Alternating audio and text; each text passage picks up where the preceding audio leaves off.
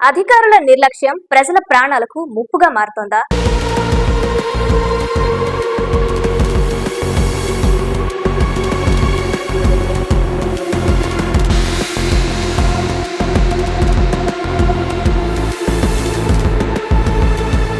చేపల చెరువుల్లో చికెన్ వ్యర్థాల వినియోగం లాభాల వెనుక దాగిన విషంగా మారుతోందన్న ఆరోపణలు వెల్లువెత్తుతున్నాయి.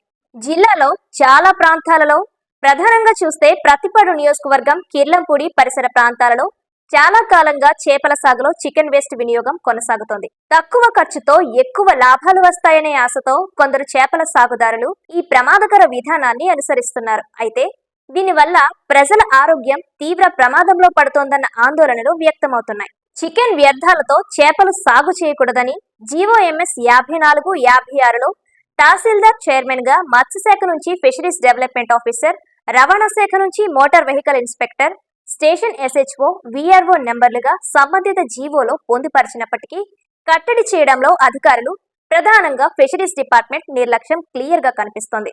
చేపల మేత కొనాల్సిన అవసరం లేకుండా తక్కువ ధరకే చికెన్ వ్యర్థాలు లభించడంతో, అందులో ప్రోటీన్లు అధికంగా ఉండడంతో చేపలు వేగంగా పెరుగుతాయనే భావనతో ఈ పద్ధతిని కొనసాగిస్తున్నారు.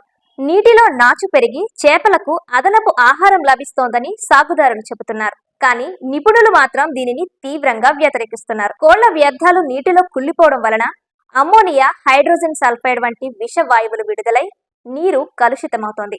కుళ్లే ప్రక్రియలో నీటిలోని ఆక్సిజన్ తగ్గిపోవడంతో తెల్లవారుజామున చేపలు ఊపిరాడక పైకి తేలుతూ మృతి చెందుతున్న ఘటనలు పెరుగుతున్నాయి. ఇక కోళ్లలో ఉండే సాల్మోనెల్లా, ఈకోలి వంటి హానికర బ్యాక్టీరియా చేపలకు సోకి వాటిని తినే మనుషుల ఆరోగ్యానికి కూడా ముప్పుగా మారే అవకాశం ఉందని వైద్య నిపుణులు హెచ్చరిస్తున్నారు. చెరువుల చుట్టుపక్కల ఉన్న ప్రాంతాల్లో తీవ్ర దుర్వాసన వ్యాపించి పర్యావరణ కాలుష్యం పెరుగుతోందన్న ఆరోపణలు ఉన్నాయి. అధికారుల పర్యవేక్షణ ఎక్కడా?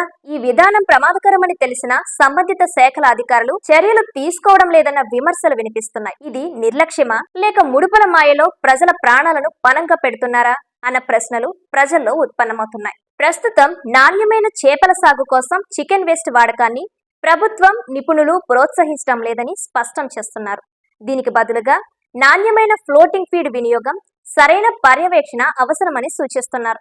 అధికారులు వెంటనే స్పందించి ఈ ప్రమాదకర విధానాన్ని అరికట్టాలని స్థానికులు డిమాండ్ చేస్తున్నారు. లేని పక్షంలో ఇది భావితరాల ఆరోగ్యానికి తీవ్ర ముప్పుగా మారుతుందన్న హెచ్చరికలు కూడా వినిపిస్తున్నాయి. ఇది కేవలం అనైతికమే కాదు, చట్ట విరుద్ధం కూడా. జల కాలుష్య నివారణ చట్టం 1974 ప్రకారం నీటి వనరుల్లో వ్యర్థాలను వేయడం నేరం. పర్యావరణ పరిరక్షణ చట్టం 1986 ప్రకారం ప్రజారోగ్యానికి హాని కలిగించే చర్యలపైన కఠిన చర్యలు తప్పనిసరి. ఘన వ్యర్థాల నిర్వహణ నిబంధనలు 2016 జంతు వ్యర్థాలను చెరువుల్లో పడేయడాన్ని స్పష్టంగా నిషేధిస్తున్నాయి. ఆహార భద్రతా చట్టం 2006 ఇలాంటి కలుషిత చేపలను విక్రయిస్తే కేసులు తప్పవని చెబుతోంది.